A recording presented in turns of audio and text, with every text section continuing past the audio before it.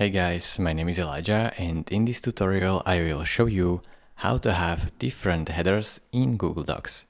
First step in order to having different headers is to go right here to Insert, Page Elements, and then click on Header.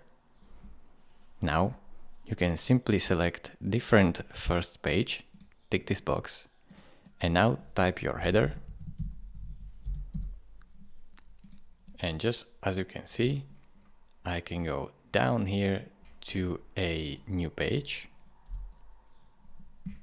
and my header and my first header is different than will be the second.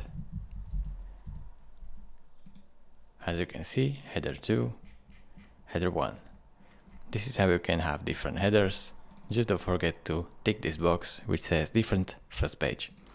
Thank you for watching. If this video was helpful to you, consider subscribing and liking this video, and I will see you in the next tutorial. Bye bye.